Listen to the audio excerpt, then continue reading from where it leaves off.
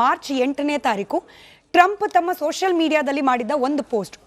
UK 2 aircraft ಕ್ಯಾರಿಯರ್ಗಳನ್ನು ಕಳಿಸೋ ನಿರ್ಧಾರ ಮಾಡ್ತಾ ಇದೆ, ಅವಶ್ಯಕತೆ ಇಲ್ಲ, ಯಾಕಂದ್ರೆ ನಾವು ಆಲ್ರೆಡಿ ಯುದ್ಧ ಗೆದ್ದಾಗಿದೆ, ಈಗ ನಮಗೆ ಯಾರ ಸಹಾಯನೂ ಬೇಕಾಗಿಲ್ಲ ಅನ್ನೋ ರೀತಿಯ ಪೋಸ್ಟ್. ಸರ್, 2 ವಾರದಲ್ಲಿ ಏನು ಚೇಂಜ್ ಆಯಿತು? ಈಗ ಟ್ರಂಪು ನೀವು ಬನ್ನಿ, ಚೈನಾ ಬನ್ನಿ, ಫ್ರಾನ್ಸ್ ಬನ್ನಿ, ಜರ್ಮನಿ ಬನ್ನಿ, ನ್ಯಾಟೋ ರಾಷ್ಟ್ರ ಬನ್ನಿ, ಎಲ್ಲರೂ ಸೇರಿ ಯುದ್ಧ ಮಾಡೋಣ ಅಂದರೆ ಯಾರೂ ಬೇಡ, ನಾವು ಯುದ್ಧ ಗೆದ್ದಾಗಿದೆ ಅನ್ನೋ ಟ್ರಂಪ್ನ ಹೇಳಿಕೆ ಹಿಂಗೆ ಬದಲಾಗ್ಲಿಕ್ಕೆ ಏನು ಕಾರಣ ಆಯಿತು ಅಂತ?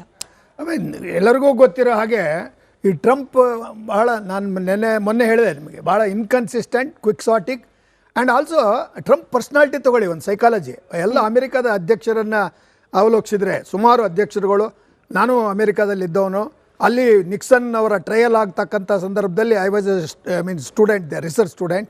ಸೊ ನನಗೆ ಅಮೇರಿಕಾದಲ್ಲಿ ಈ ರೀತಿಯ ಕೆಲವು ಒಂಥರ ಎಕ್ಸೆಂಟ್ರಿಕ್ ಅಧ್ಯಕ್ಷರುಗಳು ಕೆಲವರು ಮಧ್ಯೆ ಬರ್ತಾರೆ. ಈಗ ಬುಷ್ ಒಂದು ಸ್ವಲ್ಪ ಇದಾದರು, ಆದರೆ ಅದಕ್ಕೆ ಮುಂಚೆ ನಿಕ್ಸನ್ ಇದೆ, ಹೆರಾಲ್ಡ್ ನಿಕ್ಸನ್, ಅವರು he was kind of different person. But ಈ ಥರ ಎಕ್ಸ್ಟ್ರೀಮ್ ಪೊಸಿಷನ್ಗೆ ಹೋಗ್ಬಿಟ್ಟು ಟ್ರಂಪ್ಗೆ ಏನಂದರೆ ಬಹುಶಃ he wants to show to the world that is the most active and dynamic and also a president who has taken care of the interest of America, MAGA ಅಂತ ಹೇಳಿದರು, make America great ಅಂದರೆ. At what cost?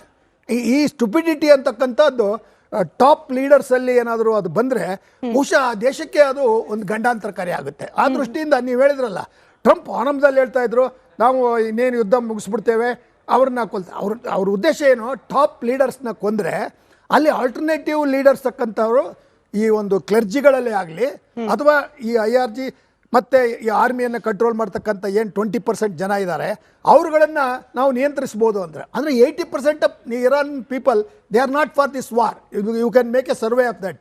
But 20% ಏನಿದಾರಲ್ಲ revolutionary guards ಮತ್ತು army ಸುಮಾರು 35-40 ವರ್ಷದಿಂದ ಇರಾನನ್ನು ತಮ್ಮ ಕಪಿಮುಷ್ಟಿಯಲ್ಲಿ ಭದ್ರವಾಗಿ ಹಿಡ್ಕೊಂಡಿಟ್ಟಿದ್ದಾರೆ. ಅವರಿಗೆ ಧರ್ಮದ ಹೆಸರಿನಲ್ಲೋ ಅಥವಾ ಇನ್ಯಾವುದೋ ಒಂದು ಥಿಯೋಕ್ರೆಟಿಕ್ ಮತ ಆಧಾರಿತ ರಾಷ್ಟ್ರವನ್ನು ನಾವು ಮುಂದುವರಿಸ್ಕೊಂಡು ಹೋಗ್ಬೇಕು ಅಂತ ಮಾಡಿದ್ದಾರೆ ಹೊರತು ಅವರ ಆಧುನಿಕತೆಯ ದೃಷ್ಟಿಯಿಂದ ಅವರು ಸಹ ಇದಕ್ಕೆ ಹೊಣೆಗಾರರಾಗಿದ್ದಾರೆ. ಆದ್ದರಿಂದ ಇಲ್ಲಿ ಇಸ್ರೇಲಿನ ಪಾತ್ರ ಬಹಳ ದೊಡ್ಡದು ಅಂತ ಮೊನ್ನೆನೇ ಹೇಳಿದೆ ನಿಮಗೆ. ಬಿಕಾಸ್ ಅಮೆರಿಕಾದ ದೂರದ ದೇಶದವರಿಗೆ ಇಲ್ಲಿ ಬಂದು ಯುದ್ಧ ಮಾಡೋದು, ಅವರ ಸೈನಿಕರನ್ನ ಸಾಯಲಿಕ್ಕೆ ಅವಕಾಶ ಮಾಡಿಕೊಡೋದು ಅಥವಾ ತಳ್ಳೋದು, ಆಮೇಲೆ ತಮ್ಮ ಏರೋಪ್ಲೇನ್ಗಳನ್ನು ಅಥವಾ ಯುದ್ಧ ವಿಮಾನಗಳನ್ನು ಅವುಗಳನ್ನು ತಂದುಬಿಟ್ಟು ಇಲ್ಲಿ ಉಪಯೋಗಿಸ್ತಕ್ಕಂಥದ್ದು ಅಗತ್ಯ ಇರಲಿಲ್ಲ. ಇದು ಒತ್ತಡ ಇದೆ.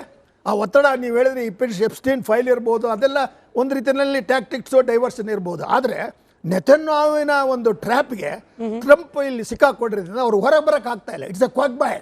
ಒಂದು ಕೆಸರಿನ ಗುಂಡಿಯಲ್ಲಿ ಅಮೆರಿಕಾದ ಅಧ್ಯಕ್ಷ ಎಷ್ಟೇ ಸೂಟ್ ಬೂಟ್ ಹಾಕಿದ್ರು ಸಹ ಅವರು ಸಿಕ್ಕಾಕೊಂಡ್ಬಿಟ್ಟಿದ್ದಾರೆ, ಅದನ್ನು ಹೊರ ಬರೋಕ್ಕಾಗ್ತಾಯಿಲ್ಲ. ಆದರೆ ನೀವು ಹೇಳಿದಾಗೆ ಈಗ ಬ್ರಿಟನ್ನವರು ಅವರು ಸಹಾಯ ಕೇಳಿದ್ರು ಅವ್ರು ತಯಾರಿಲ್ಲ, ಕೆನಡಾ ಕೇಳಿದ್ರು ಅವ್ರು ತಯಾರಿಲ್ಲ, ಫ್ರಾನ್ಸ್ ಕೇಳಿದ್ರು ಅವ್ರು ತಯಾರಿಲ್ಲ. ಅಂದರೆ ಏನಾಯಿತು, ಯಾರಿಗೂ ಇದು ಬೇಕಿರದಂಥ ಯುದ್ಧ. ಅಲ್ಲಿ ಇಂತಕ್ಕಂಥದ್ದೇನು, ಇಸ್ರೇಲಿನ ಐಡೆಂಟಿಟಿಯನ್ನು ಸುಭದ್ರ ಮಾಡಬೇಕು ಅಂತ. But that is not going to happen easily. In fact ಇಸ್ರೇಲ್ನ ಒಳಗೂ ಕೂಡ ಈ ಯುದ್ಧ ದಾಹಿತನದ ಬಗ್ಗೆ ಆಕ್ಷೇಪಗಳು ಎದುರಾಗ್ತಿದೆ ಅನ್ನೋದಿದೆ ಸರ್. ಅದ್ರ ಬಗ್ಗೆನೂ ನಾನು ಡೀಟೇಲ್ ಆಗಿ ನಿಮ್ಮ ಹತ್ರ ಪ್ರಶ್ನೆ ಕೇಳ್ತೀನಿ. ಅದಕ್ಕೆ ಮುಂಚೆ ಪ್ರೇಮ್ಶೇಖರ್ ಸರ್, ಅಮೆರಿಕ ತನ್ನ ಪ್ರಾಬ್ಲಮ್ ಅನ್ನ ಜಗತ್ತಿನ ಪ್ರಾಬ್ಲಮ್ ಮಾಡಲಿಕ್ಕೆ ಮತ್ತೆ ಹೊರಟಿದ್ಯಾ ಅಂತ ಹೇಳಿ, ನಾನು ಮತ್ತೆ ಅಂತ ಹೇಳಿ ಬಹಳ ಸ್ಪೆಸಿಫಿಕ್ ಆಗಿ ಕೇಳ್ತಾ ಇದ್ದೀನಿ. ಯಾಕಂತಂದ್ರೆ ಯುದ್ಧ ಶುರುವಾದಾಗ ನಾವು ಗೆದ್ದೇ ಬಿಟ್ವಿ, ಕೊಮೇನಿ ಸತ್ತು ಹೋದ, ಇನ್ನು ಮುಗದೆ ಹೋಯ್ತು ಯುದ್ಧ ಅಂತ ಹೇಳ್ತಾ ಇದ್ದ ಟ್ರಂಪ್ ಇವಾಗ ನ್ಯಾಟೋ ಬರಬೇಕು ಅಂತ ಹೇಳಿ ಕೇಳ್ತಾ ಇರೋದು ನೋಡಿದ್ರೆ ನಮ್ಮ ಪ್ರಾಬ್ಲಮ್ ಅಲ್ಲ, ಇದು ಜಗತ್ತಿನ ಪ್ರಾಬ್ಲಮ್, ನಾವು ಜಗತ್ತಿನ ಪ್ರಾಬ್ಲಮ್ ಅನ್ನ ಸಾಲ್ವ್ ಮಾಡಕ್ ಹೋಗಿದ್ದೀವಿ, ನೀವೆಲ್ಲರೂ ಬರಬೇಕು ಅನ್ನೋ ರೀತಿಯಲ್ಲಿ ತನ್ನ ಪ್ರತಿಷ್ಠೆಯ ಪ್ರಾಬ್ಲಮ್ ಅನ್ನ ಜಗತ್ತಿನ ಪ್ರಾಬ್ಲಮ್ ಮಾಡ್ಲಿಕ್ಕೆ ಹೊರಟಿದ್ದಾರ ಟ್ರಂಪ್ ಅಂತ ಹೇಳಿ. ಪ್ರೇಮ್ಶೇಖರ್ ಸರ್ ನಮಸ್ತೆ. ನೀವು ಟ್ರಂಪ್ದು ಸ್ಟೇಟ್ಮೆಂಟ್ ಬಗ್ಗೆ ಹೇಳಿದ್ರಿ, ನಾವು ಯುದ್ಧ ಗೆದ್ದಾಯಿತು ಅಂತ. ಆಕ್ಚುಲಿ ನೀವು ಟ್ರಂಪ್ದು ಸ್ಟೇಟ್ಮೆಂಟ್ದು ಅರ್ಧ ಭಾಗ ಮಾತ್ರ ಹೇಳಿದ್ರಿ. ಟ್ರಂಪ್ ಹೇಳಿದ್ದು we have won the war but not enough ಅಂತ. ಅಂದರೆ ಯುದ್ಧ ಗೆದ್ದಿದ್ದೀವಿ, ಇದು ಪೂರ್ಣ ವಿಜಯ ಅಲ್ಲ, ನಮಗೆ ಬೇಕಾಗಿರೋದು ಇನ್ನೂ ಇದೆ ಅನ್ನೋ ಸೂಚನೆಯನ್ನು ಅವರು ಕೊಟ್ಟದ್ದು. ಇನ್ನೂ ಇದೆ ಅಂತಂದ್ರೆ ಏನು? ಇನ್ಫ್ಯಾಕ್ಟ್ ಇರಾನ್ನ ಒಂದು air force completely decimated, navy almost finished. ಇನ್ನು ಏನಿದೆ ಅಂತ ಹೇಳಿದ್ರೆ ಅದು IRGC ಇದೆ, ಮತ್ತು ಇರಾನಿಯನ್ ಆರ್ಮಿ ಇದೆ, ಮತ್ತು ಆ್ಯಕ್ಚುಲಿ ಓಕೆ ಅವ್ರದ್ದು that missiles and the drones, ಆ ಸಾಮರ್ಥ್ಯ ಇನ್ನೂ ಉಳ್ಕೊಂಡೇ ಇದೆ, ಅದು ಪೂರ್ತಿ ಹೋಗಿಲ್ಲ. ಇನ್ಫ್ಯಾಕ್ಟ್ ಅದು ಅವ್ರದ್ದು ಮಿಸೈಲ್ ಆ್ಯಂಡ್ ಡ್ರೋನ್ ಲಾಂಚರ್ಸ್ ಎಲ್ಲ ಆಲ್ಮೋಸ್ಟ್ ಡಿಸ್ಟ್ರಾಯ್ ಆಗಿದೆ. ಅವರು ಮೊಬೈಲ್ ಲಾಂಚರ್ಗಳಿಂದ ಇದನ್ನೆಲ್ಲ ಮಾಡ್ತಾ ಇರೋದು, ಅದು ಬಾಕಿ ಉಳಿದಿದೆ. ಆದರೆ ಅದಷ್ಟೇ ಅಲ್ಲ, ಇರಾನನ್ನು ಮಿಲಿಟರಿಲಿ ಡಿಫೀಟ್ ಮಾಡೋದಷ್ಟೇ ಯುದ್ಧದ ಉದ್ದೇಶ ಆಗಿಲ್ಲ. ಇರಾನ್ನಲ್ಲಿ ರೆಜಿಮ್ ಚೇಂಜ್ ಯಾಕಾಗಬೇಕು? ಇನ್ಫ್ಯಾಕ್ಟ್ ಯುದ್ಧದ ಉದ್ದೇಶ ಇಷ್ಟೇ. ಇರಾನ್ದು 3 ನೀತಿಗಳು. ಒಂದು, ಅವ್ರದ್ದು ನ್ಯೂಕ್ಲಿಯರ್ ವೆಪನ್ ಮಾಡ್ಕೋಬೇಕು ಅಂತ ಪಾಯಿಂಟ್ ಒಂದು. ಎರಡನೆಯದು ಅವ್ರದ್ದು ಲಾಂಗ್ ರೇಂಜ್ ಮಿಸೈಲ್ಗಳು, ಅದನ್ನು ಪಡ್ಕೋಬೇಕು ಅಂತ. ಮೂರನೇದನ್ನು ಅವರು ಇಸ್ರೇಲ್ ಬಗ್ಗೆ ಕೊಡುವಂಥ ಥ್ರೆಟ್ಗಳೇನು. ನೀವು ನೋಡಿ, ಇಸ್ರೇಲ್ಗೂ ಇರಾನ್ಗೂ ಇರೋ ಒಂದು ವ್ಯತ್ಯಾಸ ಅಂತ ಹೇಳಿದ್ರೆ, ಇರಾನ್ ಹೇಳ್ತದೆ ನಾವು ಇಸ್ರೇಲನ್ನು ಕಂಪ್ಲೀಟ್ ಇಲ್ಲಿಂದ ಮ್ಯಾಪಿಂದನೇ ತೆಗೆದು ಬಿಡ್ತೀವಿ ಅಂತ. ಅಂದರೆ ಇಸ್ರೇಲ್ನ ಅಸ್ತಿತ್ವವನ್ನೇ ನಾಶ ಮಾಡ್ತೀವಿ ಅಂತ ಇರಾನ್ ಹೇಳ್ತದೆ. ಆದರೆ ಇಸ್ರೇಲ್ ಹೇಳೋದೇನು, ಇರಾನನ್ನು ಅಸ್ತಿತ್ವದ ಪ್ರಪಂಚದ ನಕ್ಷೆಯಿಂದ ತೆಗೆದು ಬಿಡ್ತೀವಿ ಅಂತ ಇಸ್ರೇಲ್ ಹೇಳೋದಿಲ್ಲ. ಇರಾನ್ನ ಸರ್ಕಾರವನ್ನು ತೆಗಿಬೇಕು ಅಂತಷ್ಟೇ ಇರಾನ್ ಹೇಳೋದು. ಯಾಕಂದರೆ ಆ ಸರ್ಕಾರ ಈ ನ್ಯೂಕ್ಲಿಯರ್ ವೆಪನ್ಸ್ ಮತ್ತು ಮಿಸೈಲ್ ಪ್ರೋಗ್ರಾಮನ್ನು ಇದು ಮಾಡ್ತಾ ಇದೆ. ಹೀಗಾಗಿ ಈಗಿನ ಸ್ಥಿತಿನಲ್ಲಿ ಆ ಸರ್ಕಾರವನ್ನು ಉಳಿಸಿಬಿಟ್ರೆ, ಈಗಿರೋ ಸರ್ಕಾರವನ್ನು, ಕ್ಲರ್ಜಿಗಳ ಸರ್ಕಾರವನ್ನು ಉಳಿಸಿದ್ರೆ ಮತ್ತೆ ಇರಾನ್ ಅದನ್ನೇ ಮುಂದುವರಿಸ್ತದೆ. ಈಗ ಸೌತ್ ಆಫ್ರಿಕಾ ತಗೊಳ್ಳಿ ನೀವು, ಅಲ್ಲಿ ದಟ್ ಅಪಾರ್ಥೈಡ್ ರೆಜಿಮ್ ಡಿ ಕ್ಲರ್ಕ್ದು, ಅವರು ಸಹ ನ್ಯೂಕ್ಲಿಯರ್ ವೆಪನ್ ಪ್ರೋಗ್ರಾಮ್ ಪರ್ಸ್ಯೂ ಮಾಡ್ತಾ ಇದ್ರು.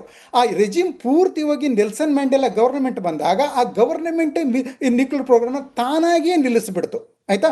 ಹೀಗಾಗಿ ಇರಾನ್ನಲ್ಲಿ ಆ ಒಂದು ರೆಜಿಮ್ ಚೇಂಜ್ ಆಗದೆ ಅದರ ಬೇಸಿಕ್ ಅದು ಪ್ರಪಂಚ ಅಂತ ಅಲ್ದಿದ್ರು ಇಸ್ರೇಲ್ಗೆ ಮತ್ತೆ ಈಗ ಅದು ಸುತ್ತಲ ಅರಬ್ ಕಂಟ್ರೀಸ್ ಬಗ್ಗೆ ತೋರಿಸ್ತಾ ಇರೋ ವರ್ತನೆ ನೋಡಿದ್ರೆ ಇಡೀ ವಲಯಕ್ಕೆ. ಅಷ್ಟೇ ಅಲ್ಲ, ಶಿಯಾ ಇರಾನ್ ಮುಸ್ಲಿಂ ಜಗತ್ತಿನ ನಾಯಕತ್ವಕ್ಕಾಗಿ ಸೌದಿ ಅರೇಬಿಯಾ ಜೊತೆ ಜಗಳಕ್ಕೆ ನಿಂತಿತ್ತು ಒಂದು ಕಾಲದಲ್ಲಿ. ಅದೇ ಮುಂದುವರೆದ್ರೆ ಇರಾನ್ ಕೇವಲ ಅಮೆರಿಕಾಗಷ್ಟೇ ಥ್ರೆಟ್ ಅಲ್ಲ, ಇಸ್ರೇಲ್ಗೆ ಕ್ಷಮೆ ಇರ್ಲಿ ಸರ್, ಬಟ್ ನಾವು ಈಗ ಸುನ್ನಿ ಪ್ರಾಮಿನೆಂಟ್ ಕಂಟ್ರೀಸ್ಗಳ ಕೆಲ ಹೆಡ್ಗಳ ಮಾತನ್ನು ಕೇಳಿಸ್ಕೊಳ್ತಿದ್ದೀವಿ. This is not a war between Shia and Sunni, ನಮಗೇನು ಇರಾನ್ನ ಹೊಡಿಬೇಕು ಅನ್ನೋ ಇಂಟೆನ್ಷನ್ ಇಲ್ಲ, ಅಮೆರಿಕಾದ ಬೇಸ್ ಮೇಲೆ ಅಟ್ಯಾಕ್ ಮಾಡ್ತಿದ್ದಾರೆ, ಅದನ್ನ ನಾವು ನಮ್ಮ ದೇಶವನ್ನು ಪ್ರೊಟೆಕ್ಟ್ ಮಾಡ್ಕೊಳ್ಳಿಕ್ಕೆ ಏನು ಬೇಕು ಮಾಡ್ತಿದ್ದೀವಿ, we will not attack back ಅನ್ನೋ ರೀತಿಯಲ್ಲಿದೆ. ಆ್ಯಕ್ಚುಲಿ ವಾಪಸ್ ಅವರು ಅಟ್ಯಾಕ್ ಮಾಡೋದಕ್ಕಾಗೋದಿಲ್ಲ. ಇನ್ಫ್ಯಾಕ್ಟ್ ಅಟ್ಯಾಕ್ ಮಾಡೋ ಸಾಮರ್ಥ್ಯ ಅವರಿಗೆ ಇಲ್ಲ. ಹೀಗಾಗಿ ಅದನ್ನು ಅವರು ಸಹ ಶಿಯಾ ಸುನ್ನಿ ವಿಷಯವನ್ನು ದೊಡ್ಡದಾಗಿ ಮಾಡಿ ಅನ್ನೋದಕ್ಕೆ, ಅಂದರೆ ಅರಬ್ ಕಂಟ್ರೀಸ್ನಲ್ಲಿ ಶಿಯಾ ಪಾಪ್ಯುಲೇಷನ್ ಸಾಕಷ್ಟಿದೆ. ಇನ್ಫ್ಯಾಕ್ಟ್ ಇರಾಕ್ ಶಿಯಾ ಮೆಜಾರಿಟಿ ಕಂಟ್ರಿ, ಪೊಲಿಟಿಕಲ್ ಅಥಾರಿಟಿ ಇರೋದು ಶಿಯಾ ಮೆಜಾರಿಟಿ ಕಂಟ್ರಿ. ಆಯಿತಾ? ಅದರ ಆಡಳಿತದ ಸುನ್ನಿಗಳ ಕೈಯಲ್ಲಿ. ಸೌದಿ ಅರೇಬಿಯಾದ entire north eastern Saudi Arabia is Shia. ಹೀಗಾಗಿ ಅವರು ಗೊತ್ತು ಈ ಅರಬ್ ಕಂಟ್ರೀಸ್ಗೆ ನಾವು ಶಿಯಾ ಸುನ್ನಿ ತಂದರೆ ನಮ್ಮ ಒಳಗಡೆನೇ ಪ್ರಾಬ್ಲಮ್ ಆಗ್ತದೆ ಅಂತ. ಹೀಗಾಗಿ ಅವರು ಆ ವಿಷಯನ ತರುತ್ತೆ. ಆದರೆ ನಾವು ಹೊರಗಿನವರು ಅದನ್ನು ನೋಡಬೇಕು. ಅವ್ರು ಆ್ಯಕ್ಚುಲಿ ಎಲ್ಲ ಸತ್ಯವನ್ನು ಎಲ್ಲರೂ ಹೇಳ್ತಾರೆ ಅಂತ ಅಂದ್ಕೋಬಾರ್ದು. ನಾವು ದೂರದಲ್ಲಿ ನಿಂತ್ಕೊಂಡು ನಾವು ಎಲ್ಲವನ್ನೂ ಗಮನಿಸಬೇಕು. ಶಿಯಾ ಸುನ್ನಿ ಡಿವೈಡ್ ಇದೆ. ಇನ್ನು ಶಿಯಾ ಮುಸ್ಲಿಂ ಜಗತ್ತಿನ ನಾಯಕತ್ವಕ್ಕಾಗಿ ಮೊದಲು ಖೊಮೇನಿ ನಿಂತು ಸೌದಿ ಅರೇಬಿಯಾದ ವಿರೋಧವನ್ನು ಕಟ್ಟಿಕೊಂಡದನ್ನು ನಾವೆಲ್ಲ ನೋಡಿದ್ದೀವಿ. ಅದು ಈಗಲೂ ಮುಂದುವರಿತಾ ಇದೆ. ಹೀಗಾಗಿ ಈಗ ಇದನ್ನು ನಾವು ಟ್ರಂಪ್ದೊಂದು ಪ್ರಾಬ್ಲಮ್ ಅಂತ ಅನ್ನೋದಕ್ಕಾಗಲ್ಲ. ಯಾಕಂದರೆ ಇದು ಪ್ರಾಬ್ಲಮ್ ಟ್ರಂಪ್ ಬರೋದಕ್ಕೂ ಮೊದಲೇ ಇತ್ತು. ಟ್ರಂಪ್ ಅಮೆರಿಕದಲ್ಲಿ ಪಾಲಿಟಿಕ್ಸ್ ಏನು ಅಂತ ಆ ಮನುಷ್ಯ ತಿಳ್ಕೊಳ್ಳೋಕೆ ಮೊದಲು ಈ ಪ್ರಾಬ್ಲಮ್ 1979 ಫೆಬ್ರವರಿ 17 ಇದೆ. ನೆನಪಿರಪ್ಪ ನಿಮಗೆ, 79-80ನಲ್ಲಿ ಓಕೆ